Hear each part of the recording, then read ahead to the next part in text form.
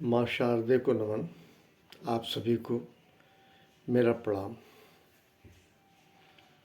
आज दिन बुधवार है। सब दिन प्रभु के मन से, वचन से, कर्म से चीज़ों को ठीक ठाक रखा जाए तो आसानी से जीवन यापन हो सकता है, आसानी से जीवन चला सकते हैं और सफल भी हो सकते हैं। लोग कहते हैं संगत से गुण होत है, संगत से गुण जात। मैं इसमें कोई टिप्पणी नहीं कर रहा, लेकिन मैं स्वयं उदाहरण हूँ। संगत से गुण होत है, संगत से गुण जात। शायद ये कहा गया होगा कि अगर आपके अंदर कुछ गुण होगा, अच्छे गुण होंगे, तो बुरी संगत से आपके सारे गुण गायब हो जाएंगे और बुरे गुण आ जाएंगे आपके अंदर। इसको मैं व्यक्तिगत रूप से नहीं मानता हूँ, क्योंकि मनुष्य एक विवेकशील प्राणी है, बुद्धि भी है और जीवन का थोड़ा बहुत ज्ञान सबको होता है। इसका पढ़ने लिखने से बहुत ज़्यादा संबंध नहीं होता, क्योंकि बच्चों का जब लालन पालन होता है, बहुत छोटा बच्चा होता है, तो बिल्कुल मिट्टी, कच्चा घड़ा, जो कुछ भी कह लीजिए, पकते पकते पकेगा, फिर मजबूत होगा। मजबूत किस तरह से होगा, अच्छा बुरा, ये उसके स्वयं की विवेक की बात है, उसके सोच की बात है। ये मत समझिएगा आप काफ़ी पढ़े लिख गए, आप काफ़ी शिक्षित हो गए, आप काफ़ी योग्य हो गए तो आपको ज्ञान हो गया। ज्ञान हो सकता है एकेडमिक हो, और भी बहुत सारे ज्ञान होते हैं। ज्ञान को मैं किसी वर्गीकरण में या किसी में बांटना नहीं चाहता। ज्ञान ज्ञान है। मैं संगत से गुण होत है, संगत से गुण जात। अक्सर लोग कहते हैं, महिलाएं अपने बच्चों के लिए कहती हैं, अरे बुरी संगत में पढ़ के बर्बाद हो गया, ये हो गया, वो हो गया। सारे निगेटिव अप्रोच संगत के, उसी पे लोगों ने कहा है। मैं कई लोगों को देखा हूँ जिनके पिता किसान थे या खेतिहर थे या मजदूर थे, उनके बच्चे आईएएस हुए हैं, पीसीएस हुए, डॉक्टर्स हुए, इंजीनियर्स हुए, और प्राइवेट कॉलेज से नहीं, सिलेक्शन बेस्ड इस तरह के स्टेटस उनको मिले हैं। संगत उनका था, कभी भरपेट भोजन मिलता था, कभी नहीं, घर में गरीबी थी। माता पिता किसी तरह से उनका लालन पालन करते थे, यहाँ तक कि फीस जमा करने की भी स्थिति नहीं होती थी माता पिता का, वो भी बच्चे सफल हुए। अगर मैं जाऊं तो एक बहुत बढ़िया उदाहरण आता है शिक्षकों पे। टीचर का बेटा जरूर हाई स्कूल फेल होते मैंने देखा है, और टीचर का बेटा टीचर नहीं बना, ये भी मैंने देखा है। कुछ प्रोफेशन को छोड़कर हो ही जाता है। बाप वकील है, उसके पीछे पीछे घूमता रहा, वो भी वकील हो गया। वहाँ कोई शैक्षिक वातावरण की बात ही नहीं है, वो प्रोफेशनल अप्रोच है घर के अंदर। मैं ये मानूंगा एकेडमिक अप्रोच सेकेंडरी है। मैं व्यक्तिगत जीवन में आ रहा हूँ। 12 क्लास 12 तक मैं पढ़ा लिखा, उसके बाद माता पिता से दूर, पूरे परिवारजन से दूर, 200-250 किलोमीटर बाहर पढ़ा लिखा। उस समय मेरी भी ज़्यादा उम्र नहीं रही होगी, 16-17 साल की हुई होगी। कहते हैं बर्बाद होना है तो 16 से 20 के बर्बाद हो जाता है, बिगड़ना। पर मैं जानता नहीं, मैं बर्बादी का डेफिनेशन नहीं जानता, सच तो यह है। लेकिन मैं ये कहूँगा, यहाँ मैं बिल्कुल काटता हूँ, संगत से गुण ना आता है ना जाता है, अगर आपका स्वयं विवेक काम कर रहा है, क्रियाशील है। अगर प्रभावहीन हो गया आपका विवेक, तो संगत का असर पड़ेगा। लेकिन अगर आपके पास विवेक है तो संगत का असर नहीं पड़ेगा। और ऑप्शन जैसे जीवन में क्या खाएंगे क्या पिएंगे, ये नहीं खाते वो नहीं खाते। भोजन में भी बहुत लोगों का सुना हूँ, मैं प्याज नहीं खाता, लहसुन नहीं खाता। उसी की तुलना अपने व्यक्तिगत जीवन में कर लीजिए कि मैं ऐसे लोगों के ये गुण लूँगा, ये गुण नहीं लूँगा, ख़त्म बात हो गई। तो फिर कहाँ संगत से आपका गुण जा रहा। संगत से अच्छे गुण आते हैं, बहुत अच्छे गुण आते हैं, मजबूत होंगे, बशर्ते आप दृढ़ संकल्पित हों। संगत से न गुण आता है न जाता है, ये आपका स्वयं का विवेक है। आप किसी दूसरे पे मत थोपे संगत करके, कह दें कि इन्होंने मुझे बिगाड़ दिया। आप स्वयं बिगड़े, उन्होंने नहीं बिगाड़ा। ये बहुत गंदी बात है। अपने अंदर की खामियों को आप बताते हैं दूसरे पे तोहमत देके, दूसरे को ब्लेम करके। ये बहुत गंदी सोच है। इसीलिए शायद आप वहाँ पहुँचते हैं जहाँ आप ये कहते हैं संगत से गुण हो तो संगत से गुण चाल। मैं बहुत ही कम उम्र में नौकरी लग गई, भारत के विभिन्न राज्यों में रहा और ऐसे लोगों के बीच रहा जो सभी पीते खाते थे, आमलेट खाते थे, मीट खाते थे पर डे शाम को सब्सक्राइब करके। एक अंग्रेजी में अब सब्सक्राइब आया है, आपको बता दें। आप लोग सब्सक्राइब मोबाइल से जाने हैं, मैं सब्सक्रिप्शन कक्षा 9 से जानता था। कॉमर्स का स्टूडेंट, चंदा लगा के दारू पीना, चंदा लगा के मीट बनना, चंदा लगा के आमलेट खाना, चंदा लगा के, जिसको कहते थे अमेरिकन मेथड। अमेरिकन मेथड में सब पैसा मिलाएंगे, उसके बाद सब एंजॉय करेंगे।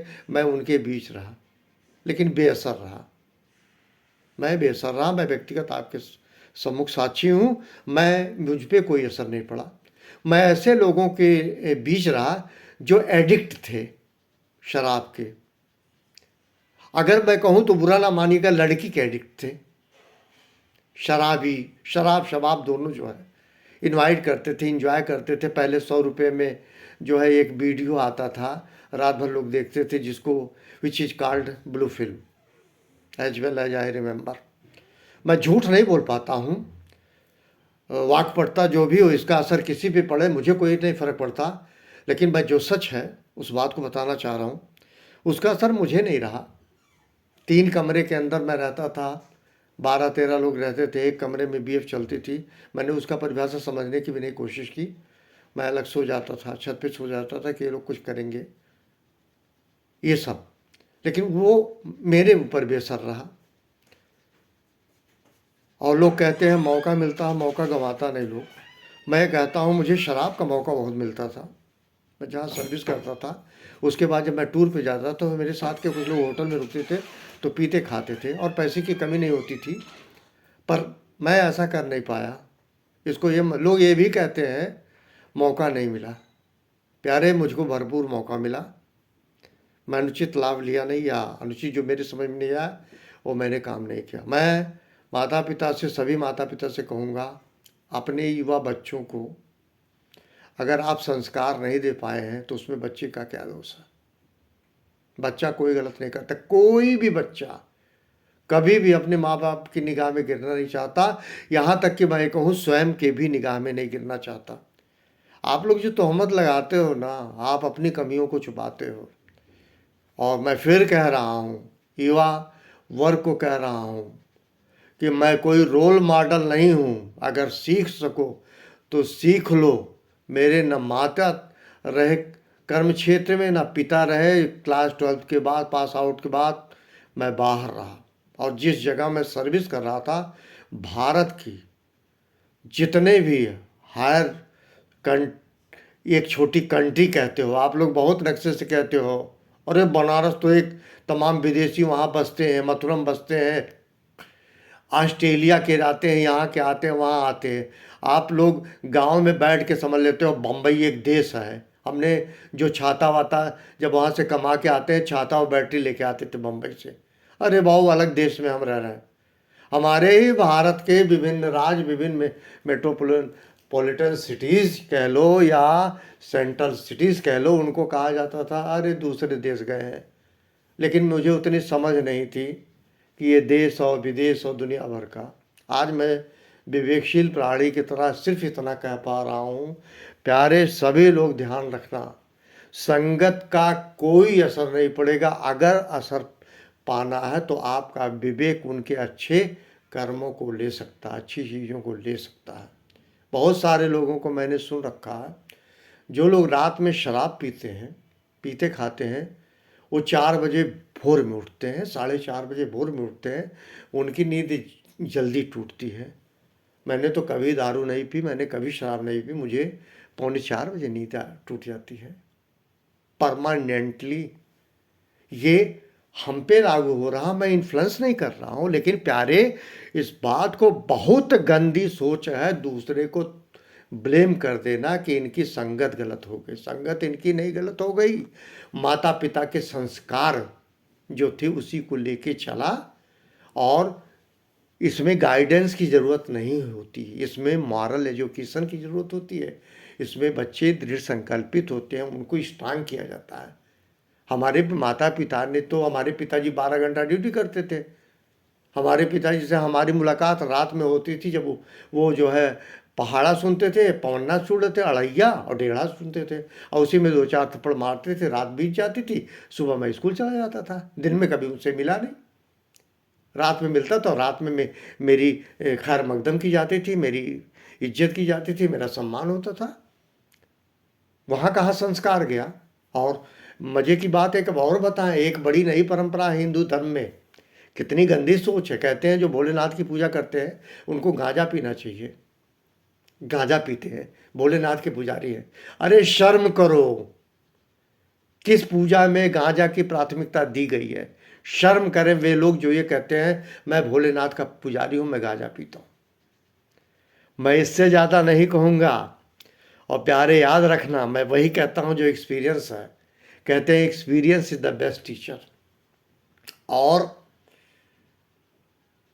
कुछ पे हो ना हो, एक बात ज़रूर याद रखना, अगर आप ट्रांसपेरेंटी, मतलब मैं ये कहूँ, बल्कि मैं ये कहूँ, पारदर्शिता तो नहीं कहूँगा, किसी को दिखाएं ना दिखाएं, शो ऑफ करें ना करें, एक फैक्ट है, वो ये है, truth speaks itself. Truth speaks itself.